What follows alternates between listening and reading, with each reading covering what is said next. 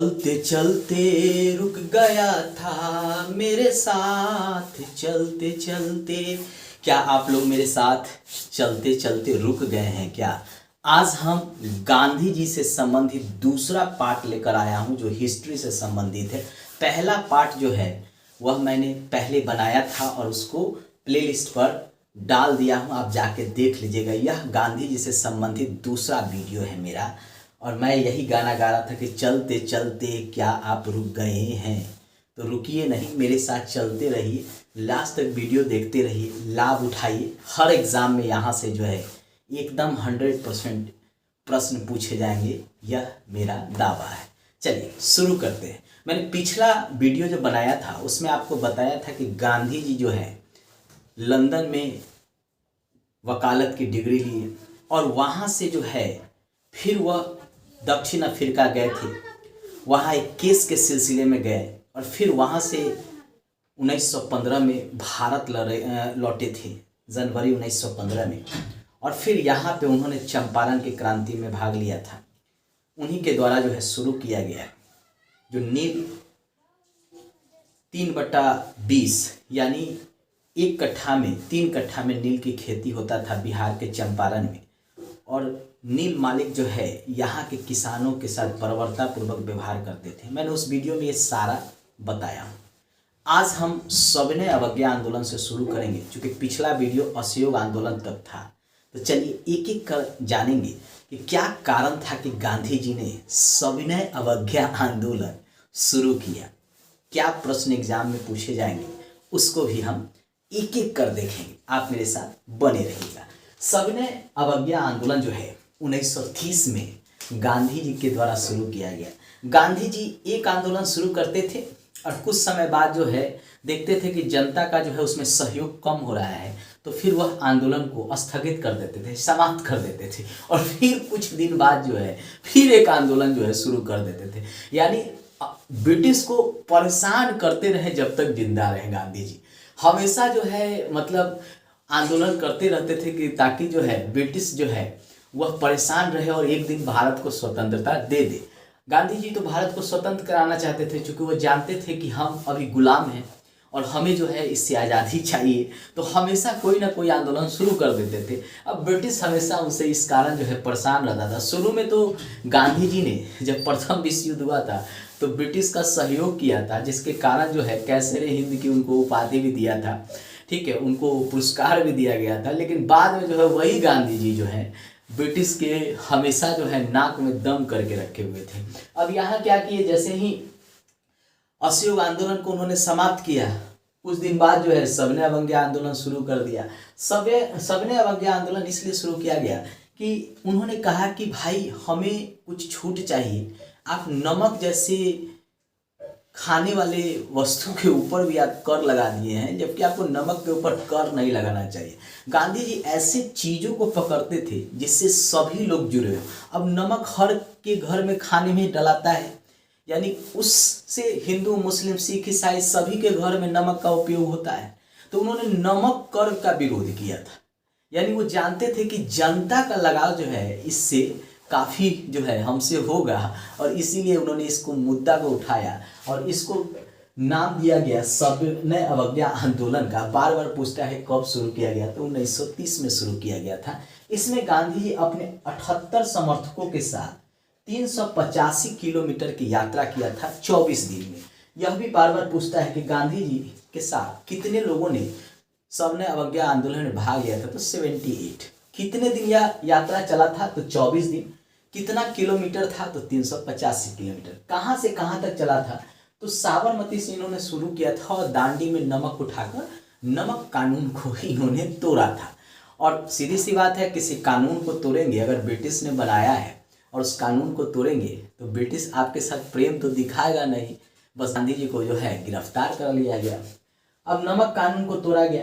ये बार बार पूछता है कि गांधी जी ने इस आंदोलन की शुरुआत कहाँ से किया, तो साबरमती। कहाँ जाकर उस कानून को तोड़ा, तो दांडी में। कौन सा कानून तोड़ा, तो नमक कानून को। अब सीधी सी बात है, गांधी जी की प्रशंसा भी तो होगी ही, आलोचना होगी तो प्रशंसा भी होगी। अब सुभाष चंद्र बोस ने गांधी जी की तुलना जो है नेपोलियन के द्वारा एल्वा से जो पेरिस की यात्रा की गई थी उससे तुलना कर दिया। सबने अवज्ञा आंदोलन का कहा कि गांधी जी का यह जो आंदोलन है, जो यात्रा है, वह नेपोलियन के उस एल्वा से जो है पेरिस तक की जो है यात्रा के समान है। बार बार एग्जाम में पूछा जाता है किसने ये बात कहा था गांधी जी के लिए, तो सुभाष चंद्र बोस ने यह बात कहा था। अब इतना ही नहीं हुआ, बिहार में भी यह जो है आंदोलन हुआ था, चौकीदारी कर का विरोध किया गया था, क्योंकि बिहार में समुद्र है नहीं, नमक बनता नहीं है। उत्तर प्रदेश में समुद्र है नहीं तो नमक कहाँ बनेगा। तो इन सब क्षेत्रों में जहाँ समुद्र है नहीं, जहाँ समुद्र से ही नमक बनाया जाता है, खारे पानी से ही नमक बनता है, तो वैसे क्षेत्रों में दूसरे दूसरे कारण का उपयोग करके जो है विरोध किया। जैसे बिहार में चौकीदारी कर का विरोध किया गया। उसी तरह जो है अब्दुल गफ्फार खान, इन्होंने लाल कुर्ती नामक एक संगठन बनाया और इनको सीमांत गांधी भी कहा जाता है। और सीमांत क्षेत्र में उन्होंने इस कानून का विरोध किया।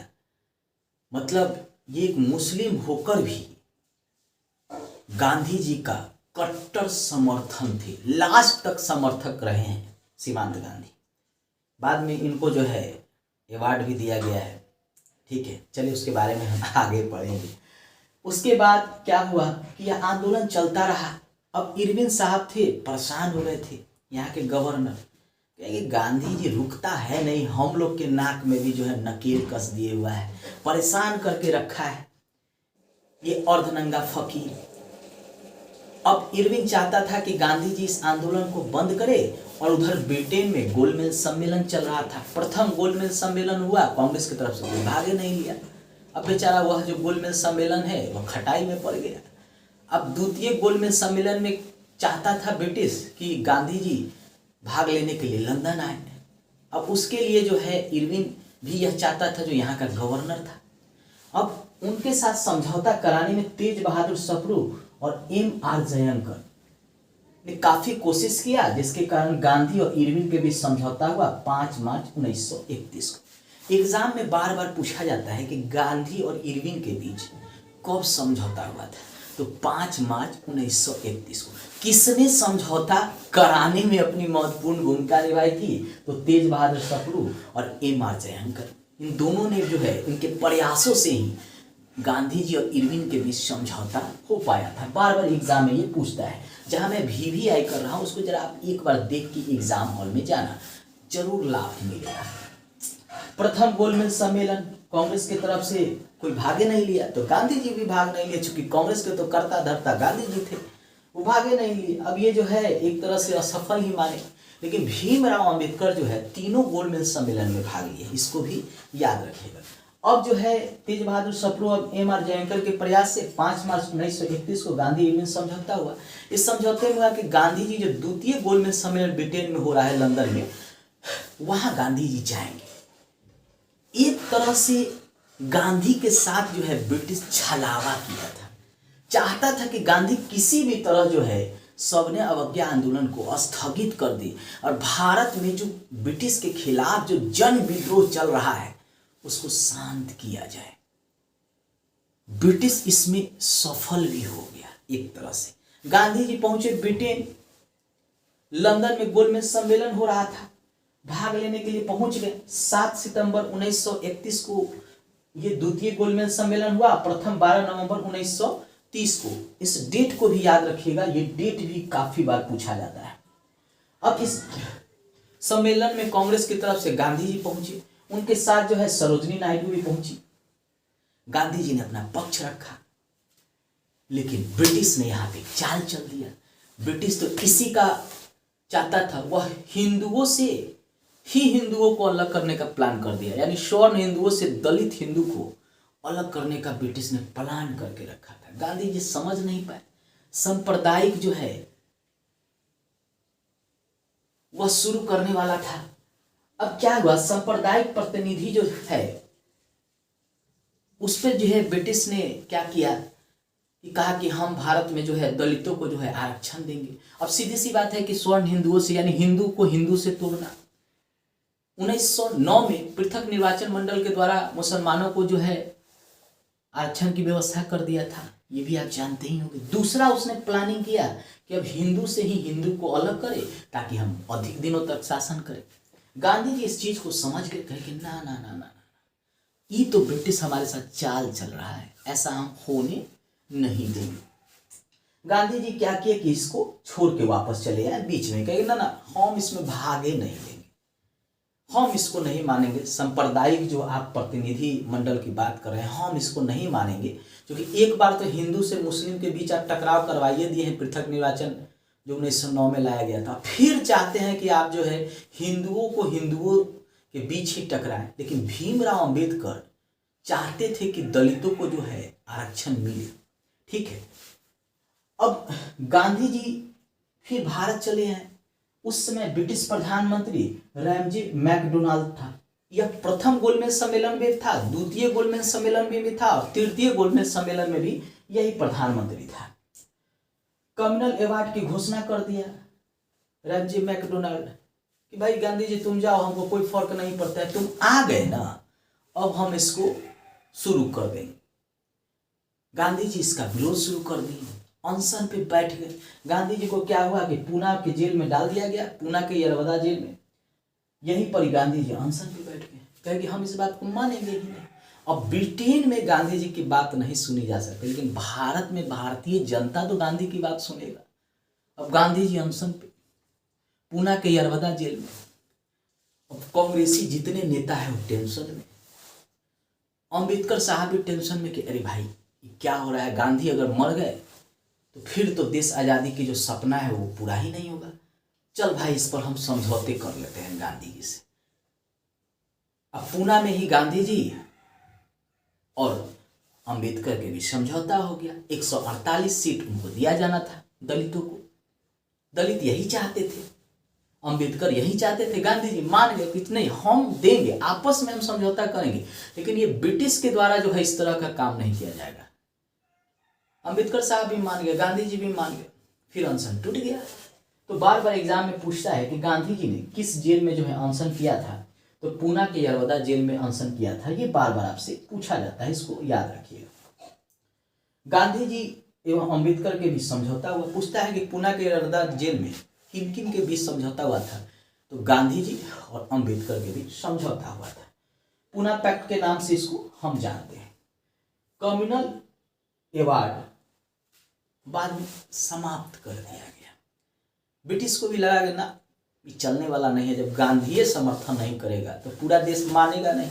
ये ब्रिटेन थोड़े है, ये भारत है, यहाँ गांधी की बात को सुना जाता है। तो बाद में वापस कर लिया। ठीक है, चर्चिल ने जब ब्रिटेन में लंदन में गांधी जी सम्मेलन में, द्वितीय गोलमेज सम्मेलन में भाग लेने गए थे, तो चर्चिल ने बड़ा मजाक उड़ाते हुए कहा था कि यह अर्धनंगा फकीर हमसे जो है, हम इतनी शक्तिशाली हैं और हमसे आया है बात मनमाने। और चर्चिल को पता नहीं था कि ब्रिटेन में जो पार्लियामेंट के सामने जो उसका जो लगा हुआ है स्टैचू, भविष्य में उसी के बगल में गांधी जी का भी स्टैचू लग जाएगा, मूर्ति। कहते हैं ना किसी का मजाक नहीं उड़ाया कीजिए, कब कौन कहाँ से कहाँ चला जाएगा आप नहीं जानते। आप लोग भी दोस्त दोस्त का मजाक उड़ाते हैं, परिवार जो है कभी कभी बच्चों का मजाक उड़ाता है, बच्चे परिवार का उड़ाते हैं, आपके जो रिलेटिव हैं वह भी उड़ाते हैं जब आपका रिजल्ट नहीं होता है। छोड़िए ना, उड़ाने दीजिए ना मजाक। अरे जब सफल हो जाएंगे तो दुनिया आपको याद रखेगा। आप उस दिन की याद, उस दिन का सपना देखिए जिस दिन आप सफल होंगे। ये फालतू लोगों के मजाक उड़ाने पर ध्यान नहीं दीजिए। वही हुआ, गांधी जी ने ध्यान उस समय नहीं दिया, कहा जाए चर्चिल तुमको जो करना है कहो, हमारा जो काम है करेंगे। क्योंकि गांधी जी आपको पता है कि एक ही धोती में रहा करते थे। इसका कारण था कि जब उन्होंने कहा कि सभी लोग खादी पहने, तो लोग ने जाकर कहा कि गांधी जी लोगों के पास तो कपड़ा पहनने के लिए पैसा ही नहीं है और खादी है महंगा, तो कैसे यूज करेंगे। तो उन्होंने कहा कम पहनिए कपड़ा। तो वो पहले Gandhi ji coat pant tie पहनते थे, सब उतार दिए, वो धोती लपेट के जो है पूरी जिंदगी रहे। प्रतीक था गांधी का। चर्चिल बेवकूफ को समझे में नहीं आया कि गांधी जी तो इसके सहारे लोगों को जोड़ रहे हैं। चर्चिल उनका मजाक उड़ाया था। बाद में जो है द्वितीय विश्व युद्ध हुआ था, तो चर्चिल ने भी गांधी से सहयोग भी मांगा था। ठीक है, क्योंकि द्वितीय विश्व युद्ध में ब्रिटेन का हालत खराब था और हिटलर जो है एकदम तबातोड़ जो है ब्रिटेन को बर्बाद करने पे लगा हुआ था। तो गांधी का याद आ गया और उस समय सहयोग भी मांगे थे, लेकिन गांधी जी सहयोग नहीं दिए थे। चलिए आगे हम पढ़ते हैं। 2015 में जहाँ पे ब्रिटिश पार्लियामेंट है, वहीं चर्चिल का जहाँ पे स्टैचू लगा है, गांधी का भी वही स्टैचू लगाया गया। देखिए कितना गांधी का महत्व है पूरे विश्व में। चर्चिल को तो लोग नहीं जानता होगा, लेकिन गांधी जी को पूरा विश्व जानता है। छोटे से छोटे देश, बड़े से बड़े देश जानते हैं, क्योंकि गांधी ने अहिंसक रूप से जो है देश को आज़ाद कराने में अपनी भूमिका दिखाया था। और गांधी का जो थॉट है उसको पूरा विश्व मानता है। तो इसको याद रखिएगा। 2015 में यानी प्रधानमंत्री मोदी जब 14 में बने, 15 में उनकी भी ताकत को विश्व जानता है। और इसी कारण जो है गांधी को पकड़ के ब्रिटेन में जो है उनकी मूर्ति बना दिया, वहाँ लगा दिया। एग्जाम में पूछेगा कि किसके सामने, किसके मूर्ति के सामने, तो चर्चिल के मूर्ति के बगल में। कहाँ पे? तो ब्रिटिश पार्लियामेंट के सामने लगाया गया है, एक प्रतीक के रूप में, शांति का प्रतीक गांधी जी को माना गया। तो देखिए यहाँ से इस तरह से प्रश्न पूछे जाएंगे। मैं प्रश्न का फॉर्मेट भी आपको बताते चल रहा है। अब आइए, तृतीय गोल मिल सम्मेलन, कांग्रेस भागे नहीं गया, बोला कि अगर तुम मेरी बात नहीं मानोगे, हम भी तुम्हारी बात नहीं मानेंगे, नहीं जाएंगे तुम्हारे गोलमेज सम्मेलन। अब इस गोलमेज सम्मेलन का कोई वैल्यू नहीं रहा, लेकिन अम्बेडकर साहब तीनों में भाग लिए। यह भी जो है कांग्रेस का भाग नहीं लिया। 12 नवंबर 1932 में तृतीय गोलमेज सम्मेलन हुआ था। ईस्वी सन पूछता है, बार बार एग्जाम में पूछता है कि किस सम्मेलन में गांधी जी भाग लिए थे, तो द्वितीय गोलमेज सम्मेलन में। बस इतना ही याद रखिएगा, ठीक है। अब क्या हुआ, इस सम्मेलन में जो तृतीय गोलमेज सम्मेलन है उसमें श्वेत पत्र लाया गया ब्रिटिश संसद में, और भारतीय संविधान बनाने की बात जो है इसमें की गई थी। आगे जो है गवर्नमेंट ऑफ इंडिया एक्ट 1935 की आधारशिला जो है यही बना था, श्वेत पत्र, ठीक है। तो याद रखिएगा, पूछता है कि श्वेत पत्र किस गोलमेज सम्मेलन में लाया गया था, तो तृतीय गोलमेज सम्मेलन में लाया गया था। इस समय भी प्रधानमंत्री जो थे रैमजे मैकडोनाल्ड थे। तीनों गोलमेज सम्मेलन के समय यही थे, रैमजे मैकडोनाल्ड। बड़ा चतुर किस्म का आदमी था। जब गांधी जैसे व्यक्ति को हवा देकर ब्रिटेन बुला लिया, कुछ किया नहीं, वहाँ से बिना कुछ दिए ही गांधी जी को वापस भी कर दिया। बहुत बड़ी भूल हो गई ब्रिटेन के द्वारा, और बाद में उसको खामियाजा उठाना पड़ा कि देश की आज़ादी की जो ललक है तीव्र हो गया। 1934 में जो है सविनय अवज्ञा आंदोलन को गांधी जी ने समाप्त कर दिया। गांधी जी जानते थे कि कोई भी आंदोलन जो है वो लंबे समय तक नहीं चल सकता है, तो सीधी सी बात है कुछ समय के बाद ब्रेक होना चाहिए। तो उन्होंने इस आंदोलन को भी समाप्त किया। 1930 में शुरू किया और 1934 में समाप्त कर दिया। देखिए कि जनता की जो भागीदारी है बहुत कम होते जा रहा है, तो गांधी जी इसको समाप्त कर देते हैं। अब सविनय अवज्ञा आंदोलन समाप्त हो गया। 1937 में चुनाव में कांग्रेस को भाग लिया। चुनाव में 11 प्रांतों को जीता, क्योंकि गांधी जी का छवि जो है वह कांग्रेस के लिए लाभदायक हुआ।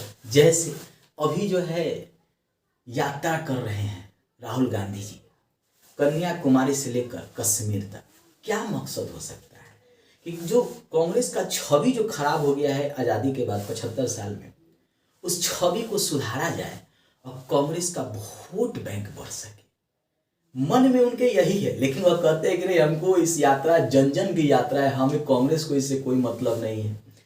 लोग से हमारा, लोग की हम कमजोरी, लोग को क्या चीज़ की आवश्यकता उस चीज़ को जानते हैं, लेकिन उनका भी मकसद है। तो गांधी जी ने जो अभी तक आंदोलन किया था उसको फायदा तो मिलने वाला था कांग्रेस को। अब 11 गो प्रांत था, उसमें कांग्रेस ने जो है 5 प्रांतों में बम्पर जीत हासिल की। बिहार का क्षेत्र, तो ये जो है आपका यहाँ पर, ये बिहार का क्षेत्र है, यहाँ पे कांग्रेस की बम्पर जीत हुई। उड़ीसा इसके नीचे है, ये उड़ीसा का क्षेत्र, यहाँ बम्पर जीत हुई। उसके अलावा जो है मद्रास है, नीचे में इधर मद्रास है जिसको हम चेन्नई कहते हैं, तमिलनाडु की राजधानी, वहाँ बम्पर जीत हुई। उसके बाद है संयुक्त प्रांत, इधर है संयुक्त प्रांत, इसमें भी मध्य प्रांत, इधर है मध्य प्रांत। इस समय बम्पर वोट लाया कांग्रेस, पूरा सरकारें बना लिया अपना। ब्रिटिश को लगा रे बाप रे बाप, हम कांग्रेस को समझते थे कि कुछ मुट्ठी भर लोगों का संगठन है। ना ना ना ना, पूरे भारत का लोग इसको सहयोग कर रहे हैं। इसके अलावा बम्बई यहाँ है, तो बम्बई में भी जो है सबसे ज़्यादा उसको बहुमत मिला कांग्रेस को। उत्तर पश्चिम सीमा प्रांत, इधर भी उसको पूरा बहुमत मिला। असम, इधर जो असम का क्षेत्र है ये वाला, ये भी बहुत अच्छा जो है, यहाँ तक असम है। इधर जो है इसको भी जो है बड़ी पार्टी के रूप में कांग्रेस उभरी। ब्रिटेन के दिमाग में जो लगा ना, अब जो है हम भारत में ज़्यादा दिन तक शासन नहीं कर पाएंगे, क्योंकि कांग्रेस का जनाधार जो है बढ़ रहा है। बाद में जो है गांधी जी के द्वारा इस चुनाव के बाद एक व्यक्तिगत सत्याग्रह शुरू किया गया, व्यक्तिगत सत्याग्रह। गांधी जी कुछ ना कुछ हमेशा करते रहते थे। 1940 में जो है यह शुरू किया गया था व्यक्तिगत सत्याग्रह। गांधी जी का शुरू करने का मूल मकसद था जो कि स्वर्ण हिंदुओं और जो दलित है उनके बीच जो खाई है उसको कम किया जाए, क्योंकि गांधी जी को लगता था कि बिना इस खाई को कम किए हुए हम आगे नहीं बढ़ सकते।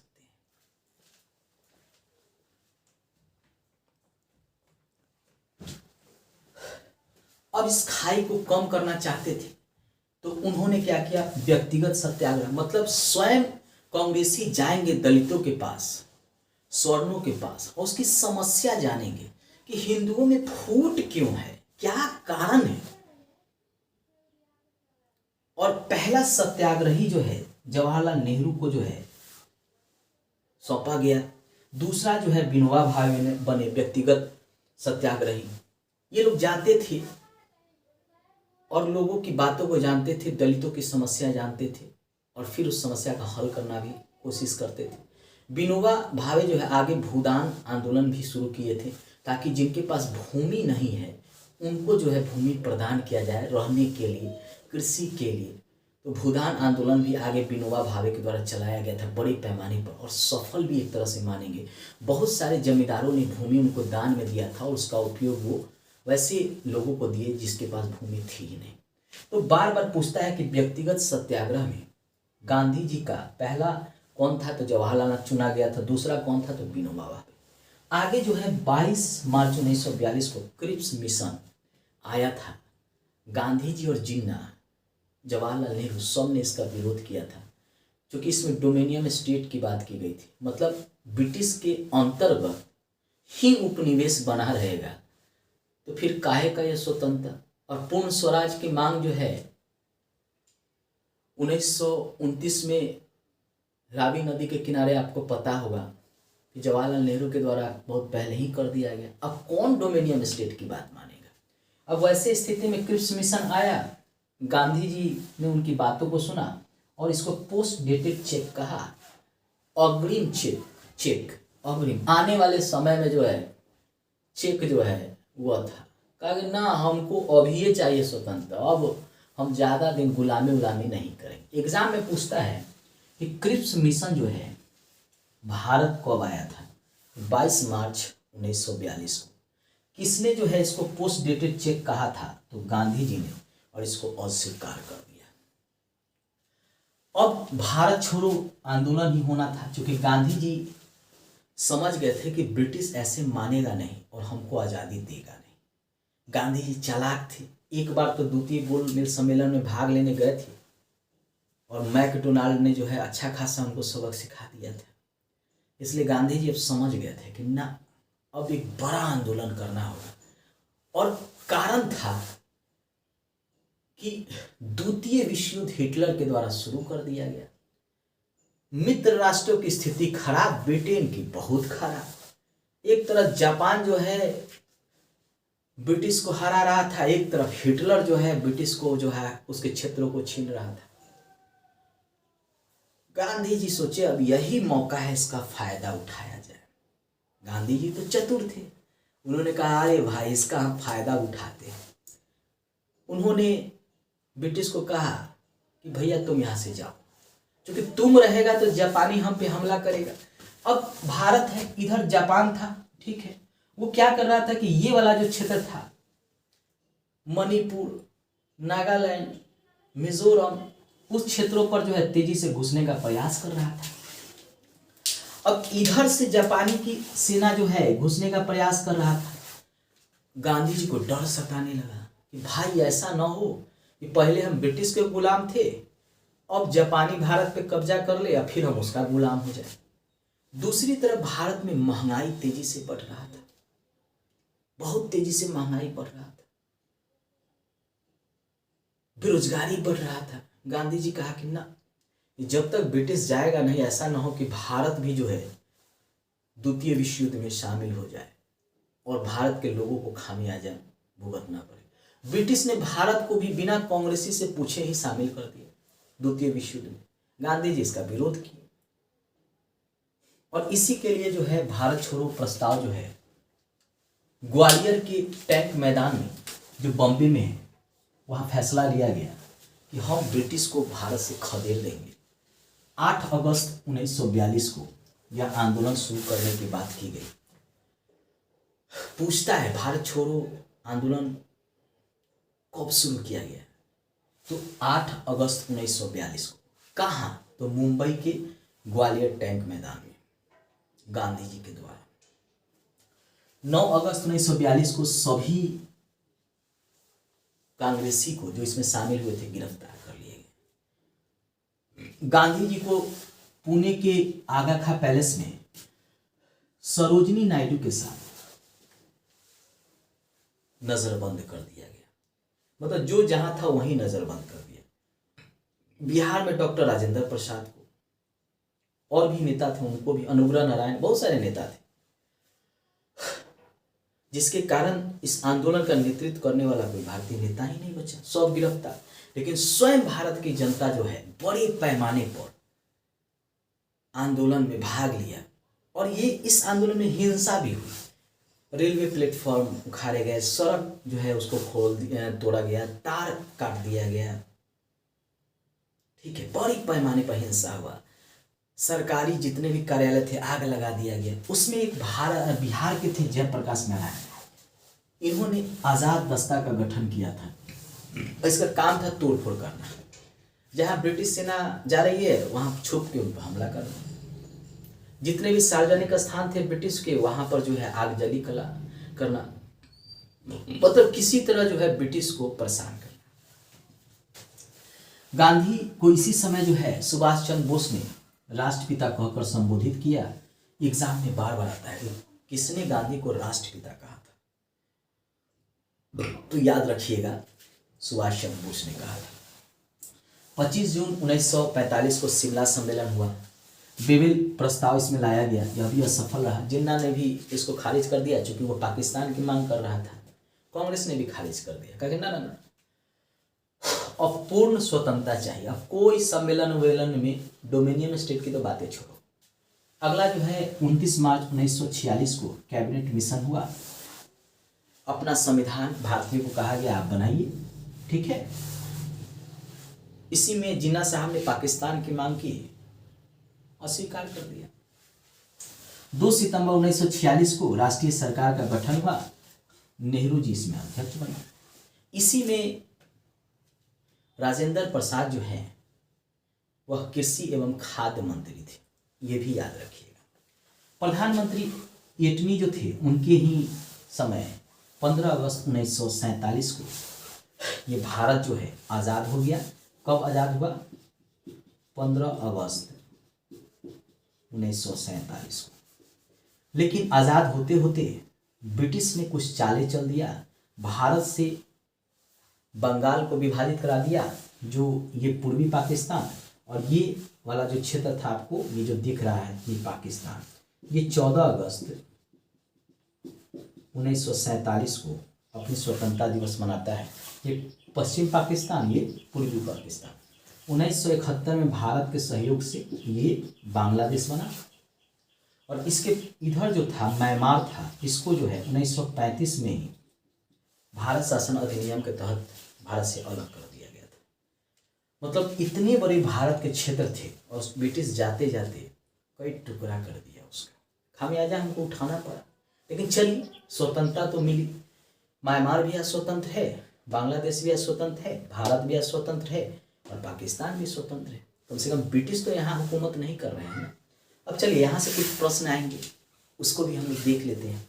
पहला प्रश्न है, सविनय अवज्ञा आंदोलन कब गांधी जी द्वारा शुरू किया गया था? तो 1930 में शुरू किया गया था। ये बार बार पूछते हैं, इसको याद रखिए। अगला है, लाल कुर्ती का गठन किसके द्वारा किया गया था? तो खान अब्दुल गफ्फार खान के द्वारा किया गया था सविनय अवज्ञा आंदोलन के समय। अगला है, गांधी किस गोलमेज सम्मेलन में भाग लेने लंदन गए थे? तो दूसरा गोलमेज सम्मेलन में भाग लेने लंदन गए थे। किसने ब्रिटेन में गांधी जी को अर्धनंगा फकीर कहा था?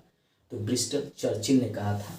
ठीक है, और आज जो है 2015 में उन्हीं के स्टैचू के बगल में गांधी जी का स्टैचू बना है। श्वेत पत्र किस गोलमेज सम्मेलन में लाया गया था? तो तृतीय गोलमेज सम्मेलन में लाया गया था।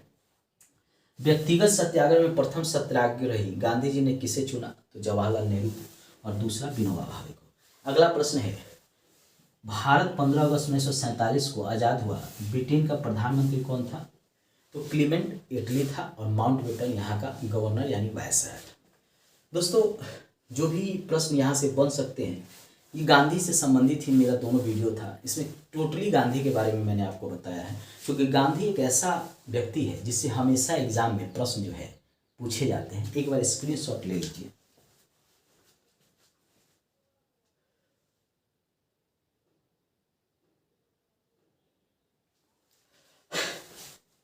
लास्ट में यही कहेंगे कि अगर मेरा प्रयास अच्छा लगे तो मेरे चैनल को सब्सक्राइब, लाइक, शेयर कर दीजिएगा।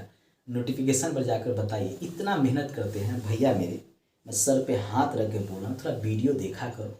साफ मेरा व्यू गिर गया है, 1 2 3 4 मन नहीं करता है बनाने का। सहयोग करोगे तभी तो वीडियो बनाएंगे। थोड़ा सा मेरा भी भला कर दो भाई, आपसे कॉपरेट चाहते हैं। अरे हम कोई पैसा थोड़ी लेते हैं, मेहनत करके आपके लिए वीडियो बना रहे हैं, थोड़ा मेरा भी भला कर दो। धन्यवाद, बाय बाय।